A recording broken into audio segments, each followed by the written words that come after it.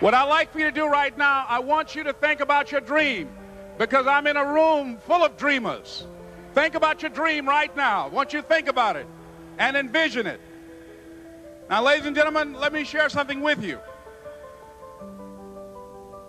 I do not believe that any of us have dreams that were not given to us for the purpose of accomplishing those particular dreams. I don't know what that dream is that you have. I don't care how far-fetched it might appear to be. I don't care how disappointing it might have been as you've been working toward that dream. But here's what I know, that that dream that you're holding in your mind, that it's possible. Let's say that together, please. Say, it's possible. See, sometimes we can't say, I can do that. But what we can say, that it's possible that I can have my dream as we run toward it, as we work on it day in and day out. Most of the people that you talk to try and bring them into the business, these are not risk takers. Most people have done all that they're ever going to do. They raise a family, they earn a living, and then they die. But people who are running toward their dreams, life has a special kind of meaning. And here's what I will share with you, that in the process of working on your dreams, you are going to incur a lot of disappointment, a lot of failure, a lot of pain, a lot of setbacks, a lot of defeats. But in the process of doing that, you will discover some things about yourself that you don't know right now. What you will realize is that you have greatness within you. What you'll realize is that you're more powerful than you can ever begin to imagine. What you will realize is that you are greater than your circumstances, that you don't have to go through life being a victim. I was born in Miami, Florida, in an area called Liberty City, in an abandoned building on a hard linoleum floor with my twin brother. We were 6 weeks of age. We were adopted. When I was in 5th grade, I was identified as EMR, labeled educable, mentally retarded, put back from the 5th grade into the 4th grade, and stayed in that category until I got out of high school. I don't have any college training, but I met a high school teacher who one day changed my life. I was waiting on another student, and when he came in, he said to me, "Young man, go to the board and write what I'm about to tell you." And I said, I can't do that, sir. He said, "Why not?" I said, "I'm not one of your students." He said, "It doesn't matter, follow my directions now." I said, "I can't do that, sir." He said, "Why not?" I said, "Because I'm educable, mentally retarded." And he came from behind his desk and he looked at me.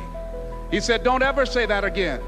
Someone's opinion of you does not have to become your reality." And that man, Mr. Leroy Washington, did something for me. He started planting seeds in my mind that enabled me to begin to dream. And ladies and gentlemen, I started working on my dream. And most people don't work on their dreams. Why?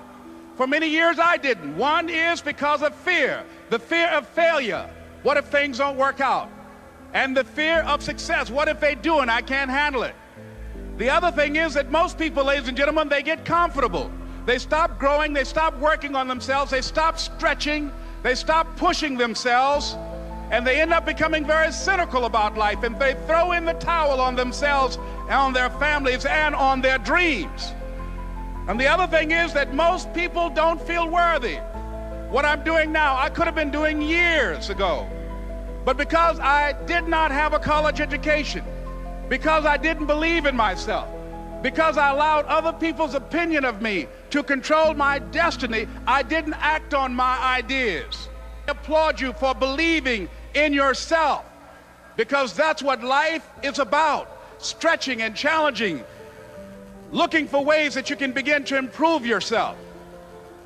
And ladies and gentlemen, as a result of stretching out, of acting on my dream, and I don't know what that dream is for you, I can tell you that it's possible.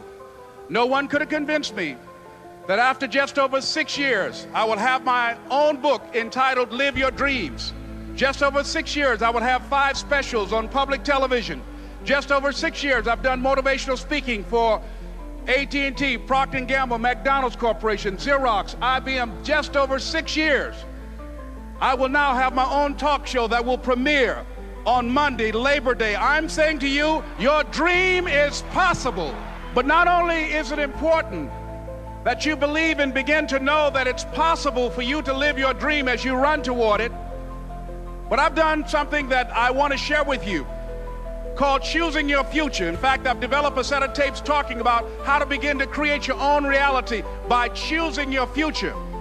And not only is it important for you to know it's possible for you to choose your future, but it's necessary that you work on yourself, that you develop yourself. It's necessary that you get the energy drainers out of your life, people who don't want anything, people who are not striving, people who are not challenging themselves, people who aren't growing, people who have stopped dreaming. It's necessary that you align yourself with people and attract people into your business who are hungry, people who are unstoppable and unreasonable, people who are refusing to leave life just as it is and who want more. My mother used to say, birds of a feather flock together. If you run around with losers, you will end up a loser. It's necessary that you get the losers out of your life if you want to live your dream.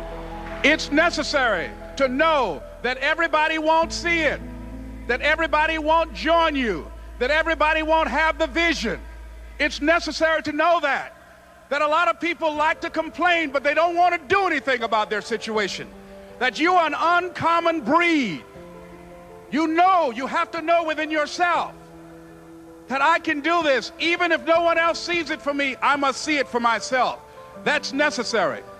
It's also, ladies and gentlemen, necessary that you be creative when you're working on your ideas, that you understand the importance of changing up, of readjusting your strategies. Many times we can have a great idea, but if you're not advancing it in the right way and things don't happen, you become discouraged and think the idea doesn't work. No, that's not true. It's necessary that we become creative. I remember when I was in New York walking down the street, and a guy approached me and said, hey, mister, can I shine your shoes? And I said, no, I'm in a hurry. I don't have time. I kept walking. Someone else said, hey, man, your shoes look clutty. May I shine your shoes? I said, no, I don't have time. I'm sorry, I'm busy. And I was walking fast, and many people solicited me for my business. And then finally, a young man stepped in front of me, and he said, excuse me. And he started counting, 97, 98, 99, 100. He said, sir? I said, yes. He said, come here, please. I said, what is it? He said, today is my birthday. And every year, just to thank God for another year of life, the 100th person who passes my shoe shine stand, I offer them a free shoe shine. Would you give me the honors? I said, why, sure.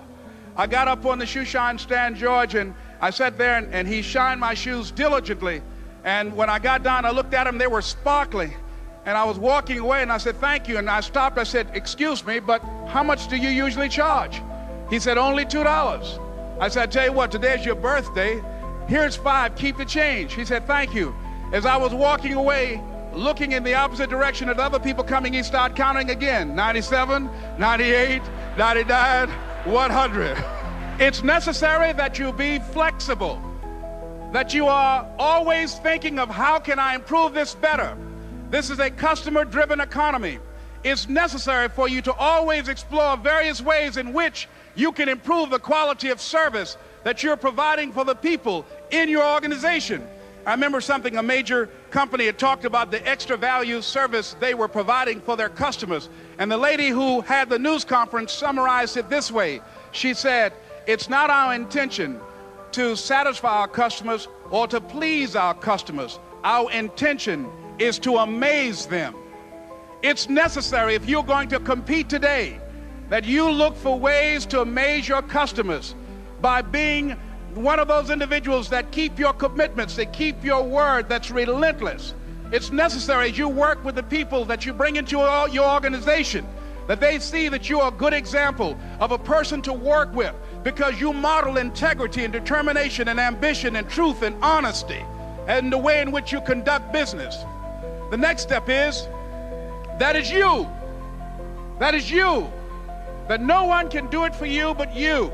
And even though you face disappointments, even though you will experience some setbacks, it goes with the territory.